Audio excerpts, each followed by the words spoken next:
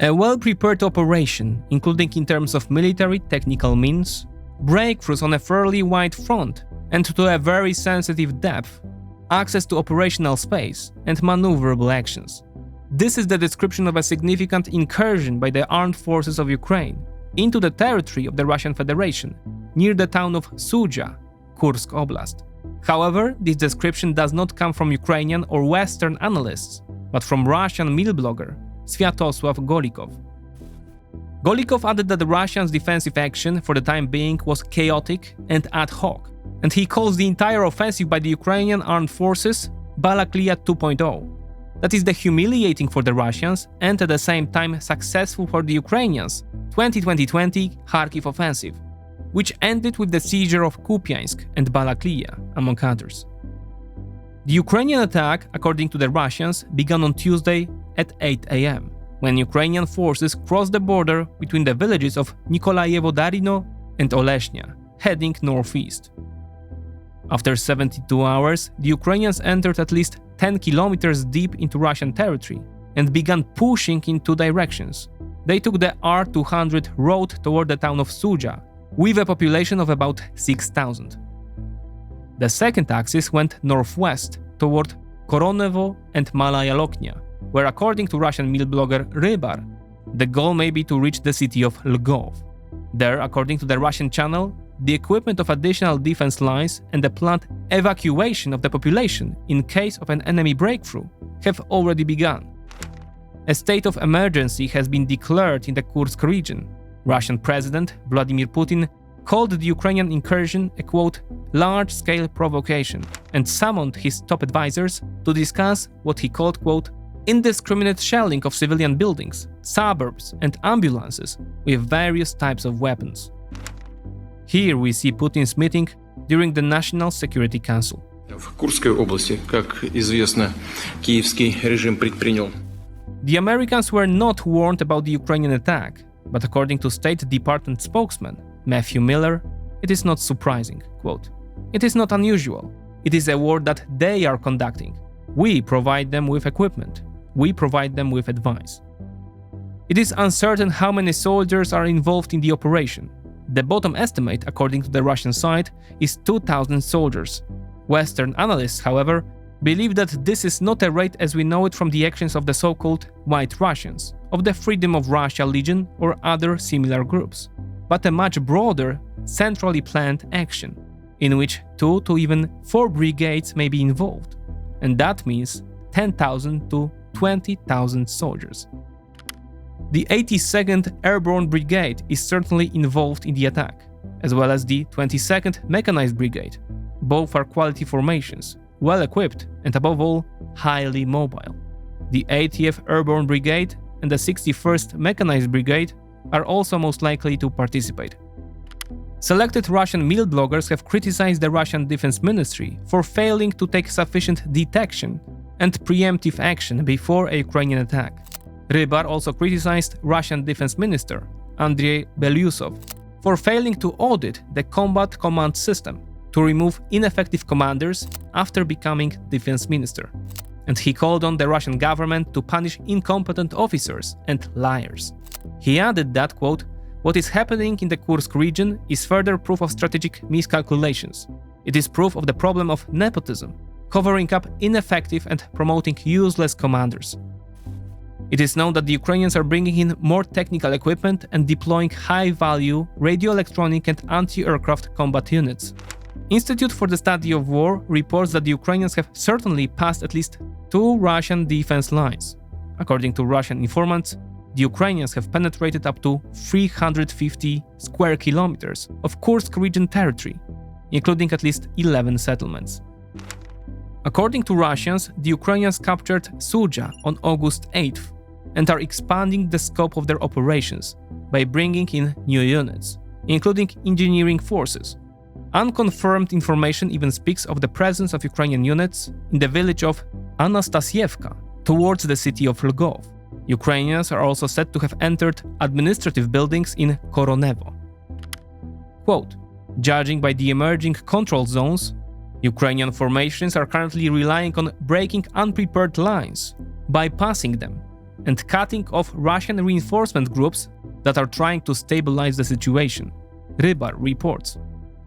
All of this means that we are dealing with the largest and fastest offensive action of the war, regardless of the site, since the Kharkiv offensive in the second half of 2022, and Ukraine's largest cross-border attack since the beginning of the war. What are the Ukrainians up to, and why are they risking quite a lot? Let's discuss that on the map.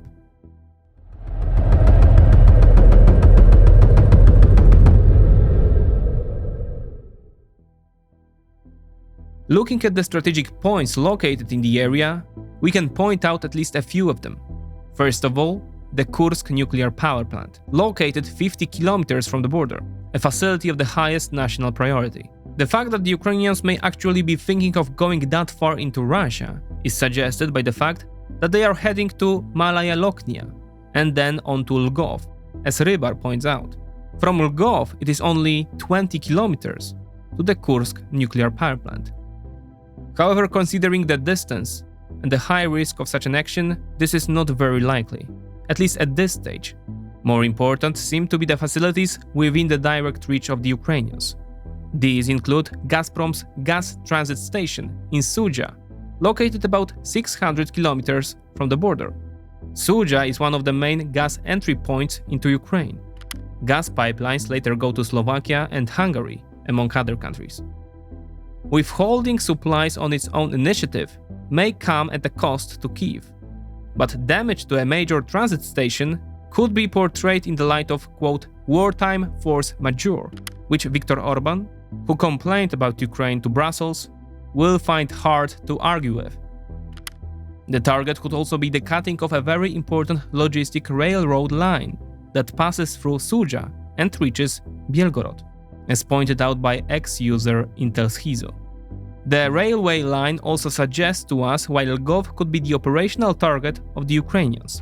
The city is the main railway junction of the region, connecting lines coming from Kursk, but also from the north, from the direction of the city of Oryol, which ultimately reach Moscow. The seizure of Sudzha, let alone Lvov, will be a major logistical complication for all Russian logistics in the region, with implications for many sections of the front. What's more, Sudzha is crossed by a power line that supplies Belgorod and other cities with electricity generated at the Kursk nuclear power plant. This shows that the area is covered with at least a few sensitive points for the Russians. However, even for such vital targets, risking several brigades equipped with invaluable equipment for the Ukrainians may seem questionable, even more so in the context of what currently is happening in the Pokrovsk direction. So let's get back to Ukraine. Compared to our last visual report in early July, Russian forces have made noticeable progress, advancing nearly 10 kilometers in a month and coming within nearly 15 kilometers of Pokrovsk, which is Moscow's current operational objective. We discussed why Pokrovsk is important in one of our recent materials. The goal is to seize the key H32 road linking Konstantinivka and Pokrovsk, which then links with the M30 road to Dnipro.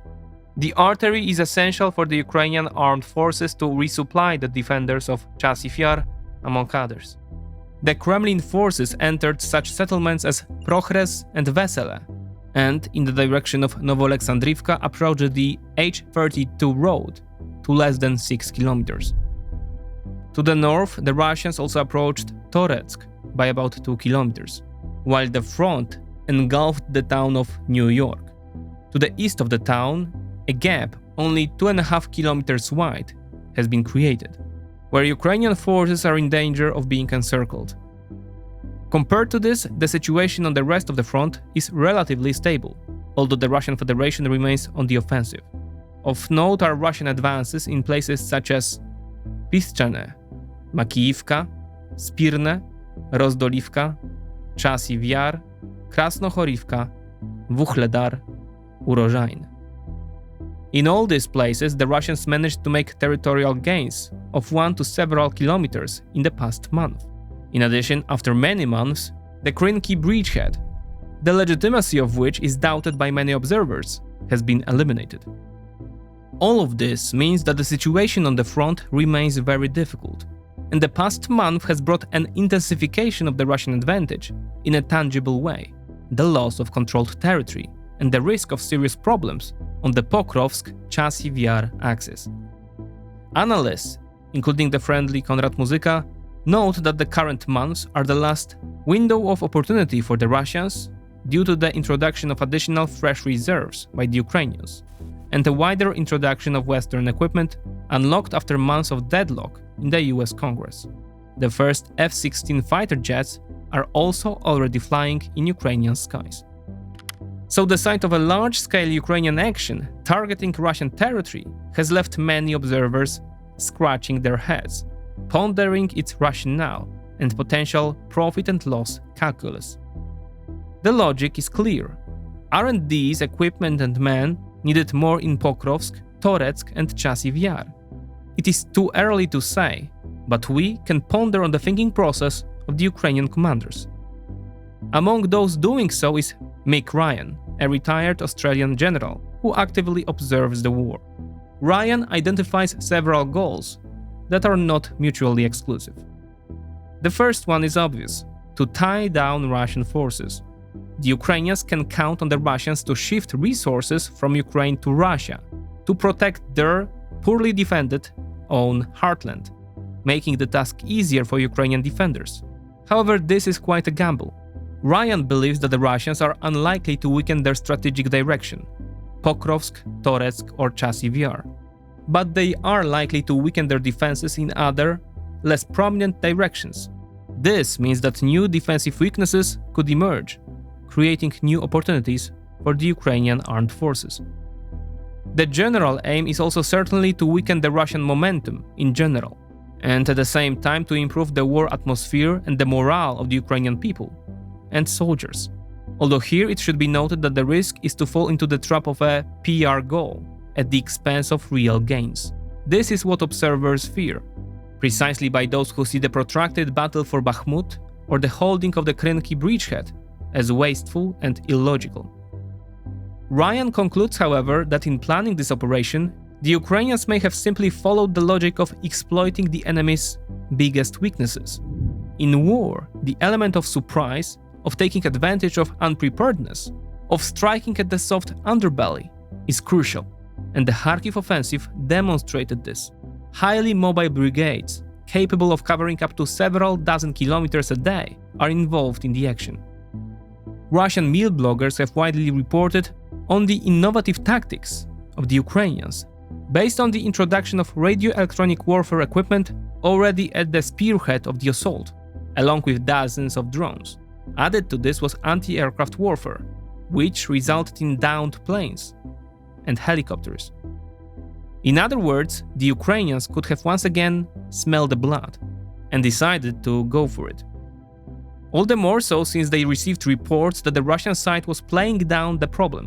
According to the Cheka source, 2 weeks ago, the commander of the State Border Guard Group, deputy commander of the Leningrad Military District, Lieutenant General Esedullah Abachev, reported to Chief of the General Staff, Valery Gerasimov, on the Ukrainian armed forces' preparations to invade the Kursk region. In response, Gerasimov reportedly urged Abachev, quote, not to create panic and not to fall for the enemy's disinformation.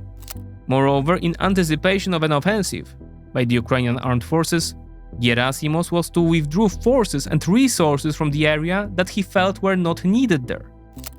But even if one accepts the motivation of exploiting the element of surprise and easy terrain, in such a situation, will the win-loss calculus be positive if the Ukrainians lose the H-32 road, Pokrovsk or Chasiv Yar?